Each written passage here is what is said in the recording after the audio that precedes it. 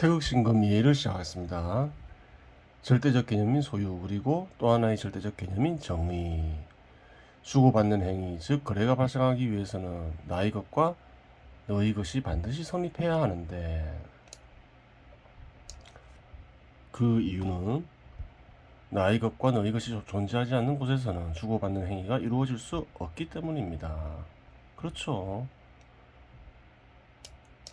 소유권이 어느 정도 인정되는 곳에서만 주고받는 행위가 이루어질 수가 있는 거죠. 내 것이 아닌데 마음대로 상대방에게 줄 수 없잖아요. 어떠한 대상에 대해서도 처분할 수 있는 권한이 없으니 줄 수가 없습니다. 주는 사람이 없으니 받는 사람 역시 존재할 수 없습니다.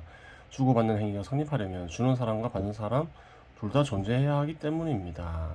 주고받는 행위가 없으니 정의 개념이 생겨날 수가 없습니다. 그렇죠. 정의 이전에 소유가 있어야 된다는 거죠. 소유권이 생기지 않는 곳에서는 정의 역시 생겨날 수 없다. 그 말을 하는 거죠. 따라서 소유는 정의의 근원이 됩니다. 다른 관점에서 보면 무언가를 주면 무언가를 받게 됩니다. 자연의 대상물의 변형을 일으키는 활동을 할 경우 자연으로부터 무언가를 받게 됩니다. 예를 들어 농사를 지으면 농산물을 얻게 됩니다. 이는 자연의 특정한 활동 지출을 주고 농산물을 받는 것과 같다라고 말할 수 있습니다. 즉 인간이 자연을 대상으로 활동을 하는 순간 주고받는 행위가 자연과 인간의 관계 속에서 발생하는 것이니 인간의 선천적 활동이 소유의 근원이기도 합니다. 그래요. 소유가 단순히 어떤 인위적으로 생긴 것이 아니라는 말이겠죠. 사회적 생명 활동을 하면서 끊임없이 주고받는 일들이 발생하는데 소득을 통해 상품을 소비하며 사회적 생명 활동을 하는 인간들에게는 경제적인 활동이 필수적인 활동이 되는 것은 불가피한 일입니다. 그렇죠. 경제활동 중에서 가장 고상하고 보람된 활동은 고도의 관념이 담긴 작품을 만들어 시장에 팔아 소득을 얻는 활동입니다. 고상하고 보람된 활동이 있다는 거예요. 고도의 관념을 생성시켜 외부 대상에 관념을 담으니 고상하다고 하는 것이고 남에게 깨달음이나 즐거움을 줄 수 있으니 보람되다고 하는 것입니다. 이런 일에 종사하는 인간들은 사회로부터 인정받고 못 받고는 절대자의 뜻이니 소득이 적다 하여 세상을 원망할 일은 아닌 것입니다. 경제적인 활동 중에는 상품을 만들어 파는 활동이 있습니다. 이러한 활동은 주로 기업 소유자가 이에 해당되겠죠. 이러한 활동은 용기 있고 고귀한 활동입니다. 그래요.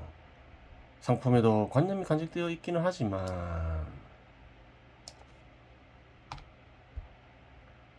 그러한 관념은 고차적인 것은 아니고 인간들의 필요성을 충족시키기 위한 관념이고 의지의 형태가 개인적인 부를 얻기 위한 것이니 천하다고 말할 수 없지만 그렇다고 고상하다고 말하기도 어렵습니다.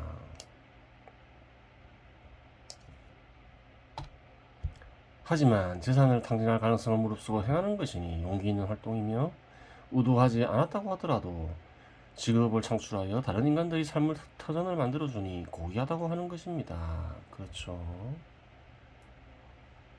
다른 사람의 생존 터전을 만들어줄 수도 있는 거죠.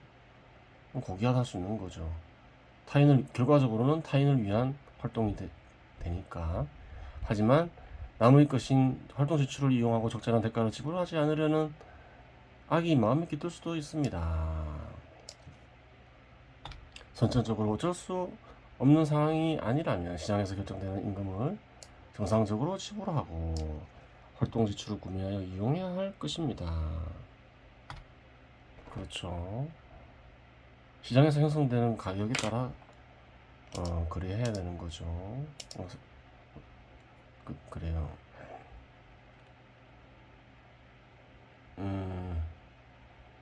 적정 임금에서 시장 가격으로 바꾸는 이유가 있겠죠.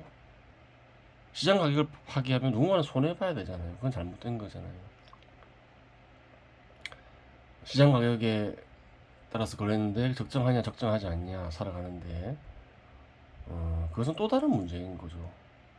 또 다른 문제인 거예요. 시장에서 거래하는 이는 시장 가격에 의해서 따라서 거래하기만 하면 되는 것이죠. 경제적 활동 중에는 활동 지출을 제공하며 거래하는 활동이 있습니다. 이러한 활동은 절제 있고 책임감 있는 활동입니다. 근로자를 가리키죠. 누구나 분화 권력을 얻고 싶은 마음이 있고 고상한 활동을 하고 싶은 심정이 내면에 도사리고 있으나 이를 억누르니 절제있다고 하는 것이고, 그렇죠. 남의 생산품을 만드는 데 소임을 다하니 책임있다고 하는 것입니다. 하지만 경제적인 것은 가치와 가격이 존재하고 활동 지출 역시 가격과 가치가 존재하는 상품이니 시장에서 거래되는 대가 이상을 탐하면 악이라는 것을 알아야 할 것입니다. 아까 적정임금도 얘기했지만 시장이 완벽하지가 않죠. 적정임금을 얻지 못하는 경우가 발생할 수도 있죠. 시장의 불안전성, 그것을 보완해야 할 단체는 어딜까요? 그 정부겠죠. 그런 부분이 있는 거예요. 어떠한 종류의 경제적 활동이건 사회적 기능의 한 부분을 담당하는 것이니 어느 활동이 옳고 그르고 좋고 나쁨은 없습니다. 또한 선택된 활동의 종류는 의지의 형태와도 결부되는데 의지의 형태 역시 옳고 그름 좋고 나쁨은 없습니다. 하지만 어떠한 활동이든 악이기 때문에 정의를 파괴하고 사회에 해악이 될 수도 있으니 각자 자기 일의 속성을 알고 맡은 바 소임을 다해야 할 것입니다. 이처럼 경제 활동을 하는 개인은 구체적인 질을 지닌 활동을 하고 있고, 그렇죠. 활동을 매개로 주고받음이 생김으로써 정확하게 주고받는 행위의 개념인 정의 문제에 항상 직면하고 있습니다. 인간은 어느 정도의 나이에 이르면 제각각 일정한 크기의 재산을 지니는데 재산의 일부는 상품 시장에서 교환이 가능합니다. 시장이 고도화되지 않아 화폐가 상용화되지 않은 사회에서는 물물교환도 이루어졌으나 현 시대 시장 지배 시대 제도가 정착한 한국과 같은 곳에서는 특별한 경우가 아니면 가치가 측정되고 화폐로 교환됩니다. 또한 재산은 경우에 따라 다른 인간에게 대가 없이 양도되기도 합니다. 그렇죠. 교환이 이루어지기 위해서는 교환 당사자들이 서로 동의할 수 있는 가치의 측정이 어느 정도 이루어져야 합니다. 어느 당사자에게는 손해로 본다고 판단하면 교환이 원활히 이루어질 수 없기 때문입니다. 하지만 교환에도 불이가 깃들 수 있습니다. 누군가 적은 대가로 보다 높은 대가를 취하려는 시도를 할 수 있기 때문입니다. 여기서 불의 한 형태인 사기가 발생할 수 있는 가능성을 엿볼 수 있습니다. 재산이 양도될 시 자발적인 양도도 가능하고 비자발적인 양도도 가능합니다. 비자발적으로 양도될 경우 이는 범죄가 될 수 있습니다. 그렇죠. 대표적인 경우가 절도입니다. 자발적으로 양도될 수도 있는데 증여가 대표적인 예입니다. 기부 또한 증여의 변형된 형태로 볼 수 있습니다. 양도가 이루어질 때 현 시대에서는 세금의 문제가 발생하는데 이로 인해 여기서도 정의의 문제가 나타나는 것입니다. 엄밀하게 얘기해서 양도세는 불의에 근거한 법입니다. 대가 없이 남의 것을 의도적으로 취하는 것은 악인데 그것을 당사자가 정부라고 해도 예는 아닙니다. 그렇죠. 세금을 낼 때는 세금을 받은 정부가 해야 될 기능이 있기 때문이죠. 이유 없이 대가 없이 세금을 거두면 안 되는 것이죠. 혹자는 정부는 그러한 법을 만들 수 있는 권한이 있고 정부가 그러한 일을 하더라도 사회적 정의에 위배되지 않는다고 주장하는데 이는 무식의 소치라고 하겠습니다. 그리 되면 과거 노예제나 노비제 역시 정의에 근거한 제도라고 말할 수 있기 때문입니다. 즉 그러한 법들은 제도의 필요성에 의해 불의에 근거해서나 현존 가능한 법들이라고 보면 됩니다. 과거 신분제 역시 불의에 근거해서나 제도의 필요성에 의해 존재했을 뿐입니다. 그래요. 정부가 원래부터 있던 게 아니죠. 생산하고 소비하는 사회 구성원들이 그래요. 정부를 구성한 거죠. 필요한 기능을 수행하라고 정부를 세금을 내면서 정부를 만든 거예요. 그래요.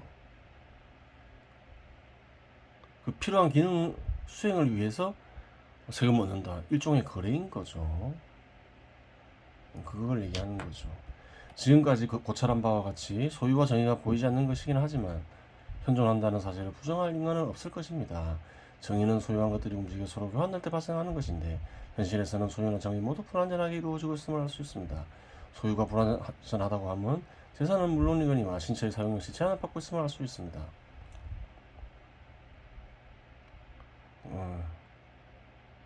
나의 것이면 내 마음대로 쓸 수 있어야 하는데 제한을 받고 있는 것입니다. 정의 역시 마찬가지입니다. 시장 가격에 입각하여 활동이 거래되어야 하는데 동일한 종류의 활동도 어느 쪽은 부족하게 어느 쪽은 과하게 지급되며 거래되고 있습니다. 물건들의 교환은 시장에서 가격을 통해 이루어지지 정확한 가치 값에 교환되지는 않습니다. 시장이 완전하지 않아서 그렇죠. 혹은 시장은 제법 완전한데 그래요. 인위적으로 교란을 일으켜서 발생하는 현상일 수도 있는 거죠. 이처럼 소유와 정의의 개념은 어느 공간나 어느 시대나 존재하지만 사회적 조건에 따라 보장 및 제한의 범위 및 정도가 다르며 역사의 흐름 속에서 개념들이 내재적 발전을 통해 이루어지고 있음을 알 수 있습니다. 이 내재적 발전이 절대적인 뜻이기도 하며 그에 조용한 인간의 마음에서도 개념들이 내재적 발전이 이루어지는데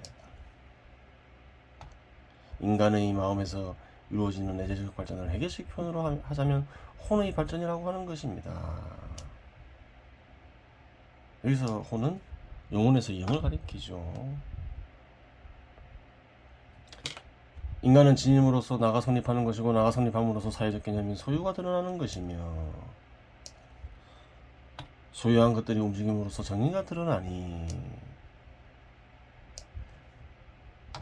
진일 수 없는 곳에서는 나도 없고 소유도 없고 정의도 없는 것입니다. 정의가 없으니 선악도 없는 것이지요. 또한 나가 없으니 나의 격이라는 인격도 없는 것이 되고 당연히 인권 또한 없습니다.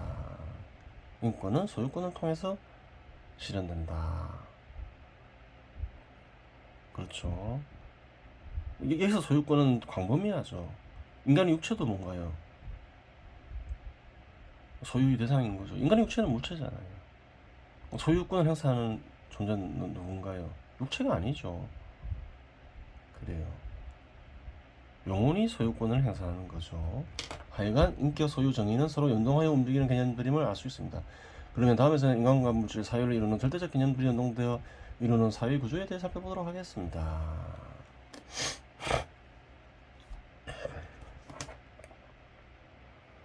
그래요.